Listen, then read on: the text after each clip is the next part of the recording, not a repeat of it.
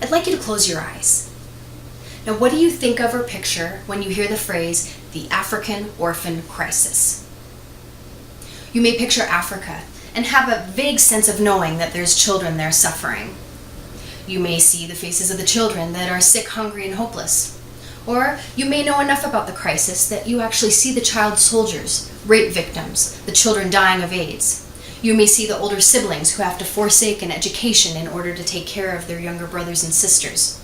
Or you may also see the homeless kids living on the streets, turning to lives of crime and abuse just to survive.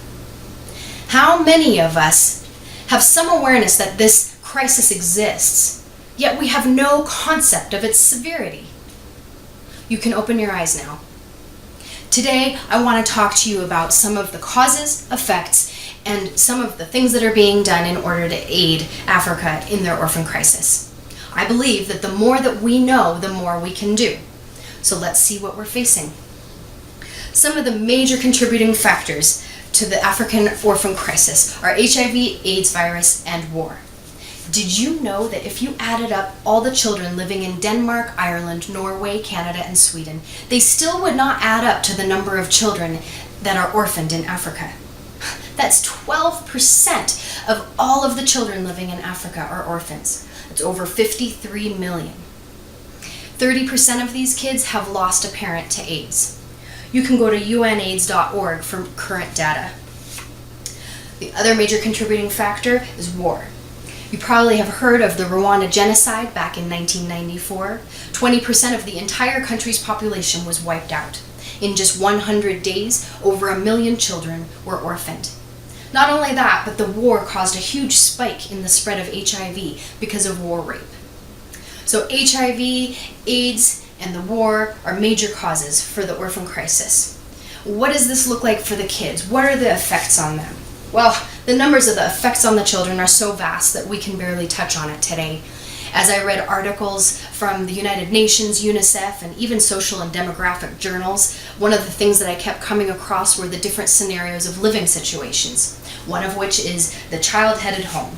That's when an older sibling ends up being the caretaker of the younger kids. This is good in that the family can stay together, but it's also a negative because, one, the children aren't ready to be adults, but also they can't pursue anything, not even including school, because they're having to just survive. Another living situation is kinship care. That's when the orphans are taken in by relatives. Now, because of the high poverty level in Africa and also the large sizes of families, their resources are already so stretched that a lot of times the families aren't able to take in the kids or are unwilling. When they are willing, many of the orphans find that they're treated unequally with the family's children. They may have to do more chores, or they get less food, don't have the opportunity to go to school or get medical care. Now, this isn't always the case, but it really is a common thing. There's also orphanages, community homes, and adoption. Although you can probably guess these things are a little more difficult to come by. I would like to look at some of the organizations that provide these homes and also some of the resources that these misplaced kids need. There's worldwide charity organizations that are making a big impact, like World Vision, Compassion International. They're very reputable, and what they do is they connect you with the vulnerable children and orphans that need support. I got to interview Duncan Hill, who runs the Uganda Orphans Fund. It was such a pleasure hearing about their program. They have given home and family to over 1,000 kids in the past 12 years. They have a village where they are housing over 230 kids right now, and they provide medical facilities, a school, they've got livestock, basically a farm. You should go on to ugandaorphansfund.com to read more about what they're doing. I love that their vision doesn't just stop with rescuing the kids, but it goes beyond. They believe in equipping and educating the kids to a place where when they leave and go out into the world, they'll be successful at life and also make a lasting positive impact on their culture and nation. I just thought that was fantastic. Now, the United Nations, I'm sure you've heard of them. They have tons of different programs that they've started outside of even what they do themselves. UNAIDS was created to combat the global epidemic of HIV and AIDS, and they do some specified work with the children.